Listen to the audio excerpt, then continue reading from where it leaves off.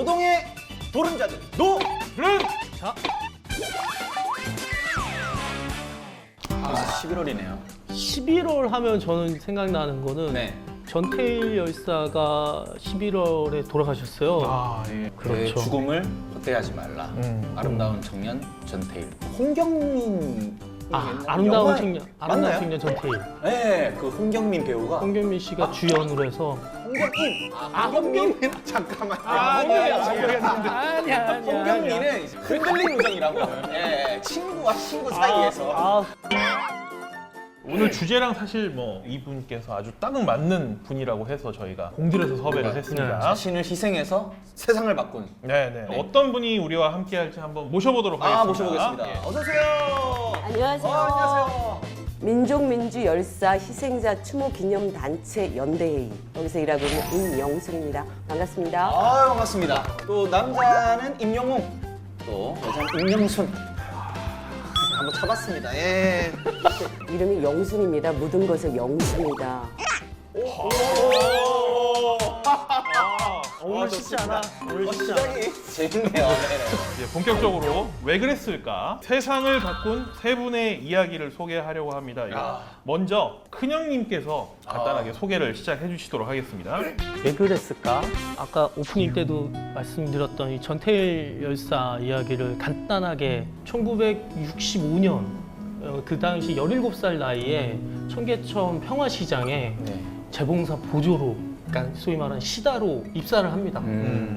맞죠, 선생님? 네, 그렇습니다. 아유, 뭔가 좀 실수하면 다 아는데 이렇게 매 눈으로 이렇게 나를 만약에 쳐다보면서 한 개라도 틀리면 바로 지적을 좀 해주시면 잘 모르면 뭐 기재하지 마라. 몽둥이나 칼이나 좀 나 집에 갈래. 제가 좀 더 해보겠습니다. 65년에 이제 서울로 상경을 해서 시다로 일을 하는데 전태일 열사는 사실은 열심히 일을 했고 어느 정도 인정도 받았어요. 어쨌든 재봉사라는 이제 좀 소위 말하는 지금으로 치면 정규직으로 오른 거죠. 정규직으로 올랐는데 자기랑 함께 일하는 여공들의 처우가 너무 열악했던 거야. 당시에 이 일은 굉장히 열악하고 힘들었어요. 이게 지하방 같은데 막 30명, 40명의 여공들이랑 같이 일을 했는데 환기도 제대로 되지 않는 그런 공간이었거든요. 봉제 공장들이 대부분은 이제 작은 중소업체들인데 뭐 예를 들면 요만한 공간이 있다면 거기를 이제 반으로 나눠서 다락을 만듭니다. 그래서 2층 구조를 만드는 거죠. 그러니까 아래에서도 수그리고 들어가서 앉아서 미싱 작업을 해야 되는 거고 위에서도 그게 이제 패턴이었던 건데 14살부터 20살 채 안 되는 친구들이 다 거기서 하루 종일 일을 했어요. 지금은 주 5일제잖아요. 하루에 한 14시간, 한 달에 2번만 쉬었어요, 일요일 날. 주 96시간을 일하는 수준이었죠. 뭐 연속 철야 48시간 근무 이런 건 비일비재했던 거죠. 그러니까 각성제를 먹어가면서, 그러니까 잠 안 오는 약을 먹어가면서. 그래서 코피를 쏟고 폐병에 걸리고 그러면 또 원단에 피 떨어진다고 막 야단 맞고. 야단 맞는 정도가 아니죠. 두들겨 맞고. 두들겨 맞고 욕도. 피 뭐야? 이 전태일 열사가 이걸 막고 너무 부당하니까 이제 본격적으로 이제 좀 여공들이나 평화시장의 이 시다들, 보조 이제 여공들의 처우를 개선하기 위해서 여러 가지 노력을 해요. 1969년 바보회라는 걸 만들어요. 예? 바보회. 진짜 제가 아는 바보 그 바보. 예. 이름을 왜 그런데? 노동자가 정당한 대우를 받고 일을 해야 되는 걸 미처 알지 못하고 바보처럼 일한 사람들의 모임이라는 뜻이에요. 거기 안에 있던 여공들 설문조사도 하고 그리고 실태조사라든가 이런 걸 다 해가지고 노동청에 진정서를 넣어요. 근데 까이죠. 이제 전태일 열사를 또 해고시켜버려요.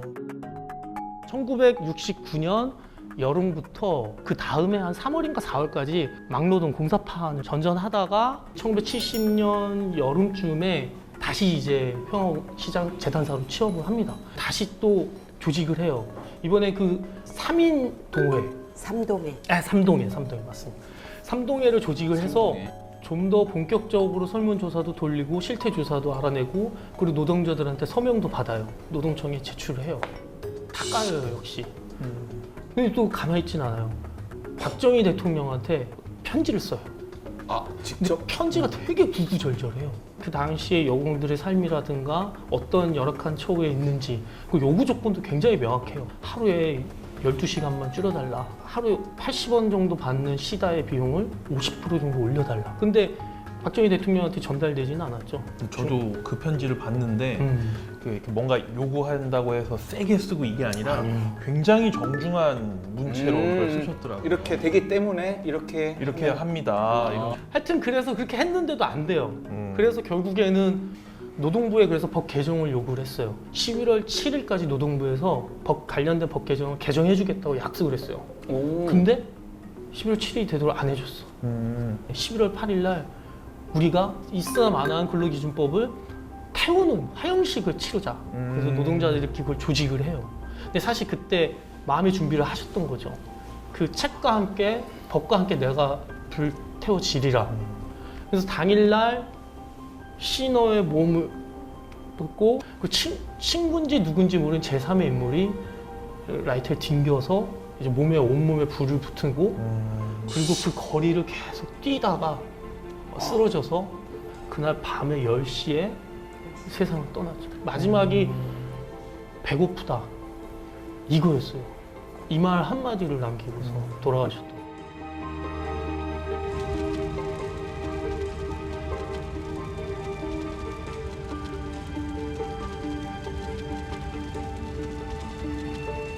사실 전태일 열사는 재봉사도 아니고 재단사예요. 디자인하고 막 이런 걸 좀 하는, 그러니까 되게 높은 위치에 있는 사람이에요. 네. 월급도 잘 받아요. 두 굉장히. 배 이상 차이 납니다. 네. 그래서 이 사람은 자기가 이 일만 하면 가정도 잘 꾸리고 잘 먹고 잘 살 수 있는 사람이란 말이에요. 이분의 삶과 죽음은 굉장히 우리한테 시사하는 부분이 되게 커요.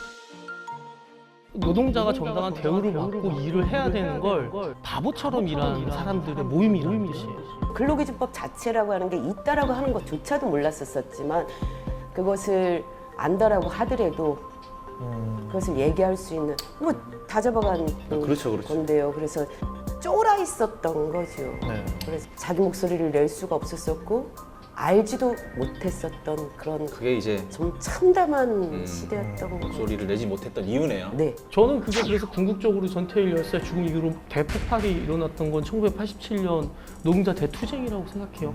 그게 폭발되면서 노동자들이 처우나 이런 조건이 개선되는 발판이 되지 않았나 그렇게 생각을 합니다.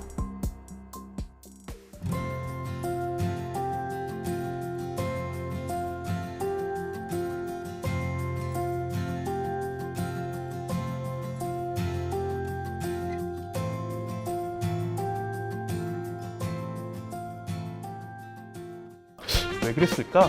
2000년대 노동계의 변화를 일으킨 분입니다. 김태환 열사이신데요. 그러니까 아마 김태환 열사는 전태일 열사에 비해서는 좀 상대적으로 덜 알려져 있는 게 사실이긴 하거든요. 처음 들었어요. 네. 저희 한국노총에 충주 지역에 이제 일종의 지부장, 의장님을 하셨었어요. 근데 이제 네, 김태환 열사는 그 수안보 호텔에 이제 입사를 하게 됩니다. 그게 이제 1991년이었고요. 한국노총 충주 지역본부의 지부장에 당선이 되시면서 이제 그 지역에서 레미콘 기사들이 굉장히 부당한 처우를 받는 이런 부분에 관해서 연대에 제의가 들어왔고 그때 당시에 이제 문제가 됐던 건 충주 지역의 이제 특수고용 노동자들에 대한 문제가 굉장히 심각했다고 해요. 워낙 뭐 레미콘 기사들이라든가 건설기계 같은 경우에 대부분 다 특수고용 노동자여서 이분들도 노동자입니다라고 해도 사용자들은 그 일반적인 노동자랑은 달라요. 이분도 다 사장이에요. 이렇게 얘기가 되다 보니 사실은 노동 3권을 보장받기가 굉장히 어려운 환경이 있었던 거죠. 이런 분들을 위해서 사실은 앞장서서 목소리를 내주셨고 특히 이제 레미콘 관련된 그 문제를 해결하기 위해서 투쟁을 이제 한창 주도를 하고 계셨던 거예요. 근데 이제 문제는 2005년 6월 14일 날 벌어지게 됩니다. 그날도 어김없이 이제 선두에 서서 파업, 투쟁 이런 걸 이제 하고 계셨다가 사측이 이 대체 용역으로 투입한 레미콘 차량이 현장으로 돌진했다고 합니다. 그 큰 차가 네, 그 레미콘 차량이 현장으로 돌진하게 되면서 그대로 현장에서 사망하고 마셨다라고 합니다. 깔려서 바퀴에 깔려서 돌아오셨어요. 그래서 이건 사고가 아니라요. 미필적 고의예요. 살해 네. 행위였던 거죠. 당시 현장을 통제하던 경찰이 파업 투쟁하는 분들이 계셨음에도 불구하고 들어가라고 이렇게 안내를 했다고 해요. 그러니까 사실은 그런 사고가 날 수밖에 없었던 상황이었던 거죠. 야 예. 이분들도 노동자입니다라고 해도 사용자들은 일반적인 노동자랑은 달라요. 이분도 다 사장이에요. 이렇게 얘기가 되다 보니 특수고용 노동자에 대한 좀 사회적 인식 이런 것들이 이제 사실은 그때부터 굉장히 폭발적으로 증가했다 이렇게 보는 게 사실은 정설이죠. 지역 내에서의 노삼 인정 협의를 할 수 있는 구조를 만들어야 되겠다라고 해서 그 충주시 노삼인정협의회가 2009년도에 출범을 하게 됩니다. 그러니까 그냥 단순히 이거는 현장에서 그 사람들이 알아서 해결해야 될 문제가 아니라 지역사회 내의 구성원들이 다 같이 고민해야 되는 문제다라고 인식을 하게 되는 바뀌었네요, 인식이. 계기이기도 했다라고 볼 수가 있겠죠.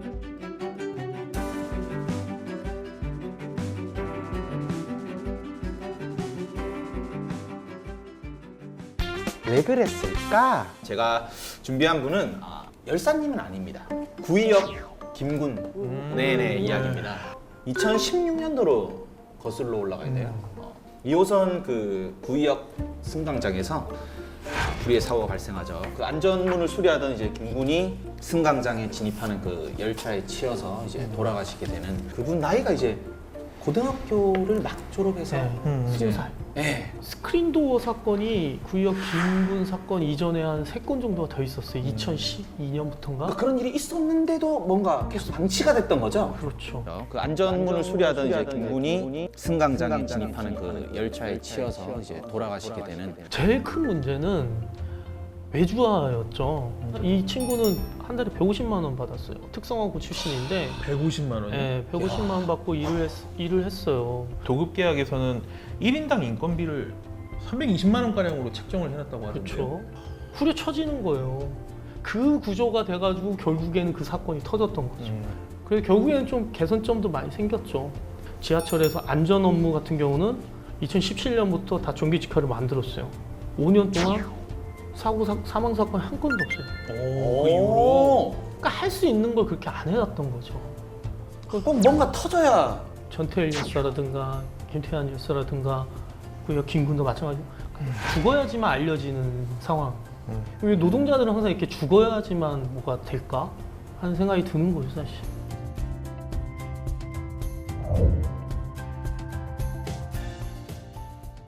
저희가 또 준비해온 이 세 분 이외에도 네. 사실은 더 많은 노동자분들의 희생이 있었잖아요. 저희 이제 추모연대라고 하는 단체에서 매년 제작하는 열사 달력인데요. 조만하게 보이시죠? 빽빽하게 돌아가신 분들을 기일을 표시한 거예요. 등재된 열사분이 750여 분 정도 돼요. 다 같이 힘든 거거든요. 이 노동자라고 하는 건 잘못된 구조, 시스템 그 속에 갇혀 있는 게 우리 모두라고 한다면 이 평등을 기본 전제로 한 연대 정신이 있을 때 열사가 더 이상 생산되지 않는 좀 더 희망이 있는 대한민국에 태어나길 잘했어라고 하는 이런 희망을 줄 수 있는 세상이 되지 않을까.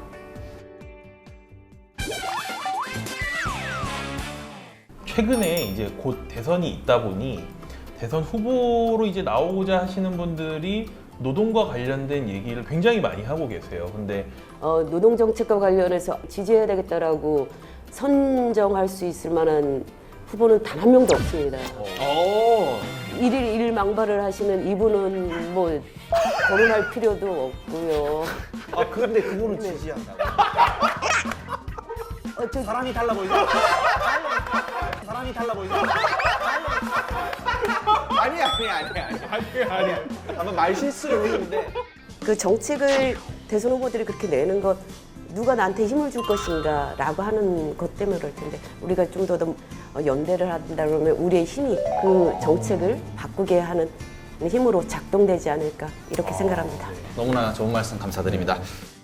자, 저희 노른자 재밌게 보셨다면 좋아요, 구독, 댓글 설정, 알람 설정까지 고생하셨습니다. 감사합니다. 다음에 또 봐요.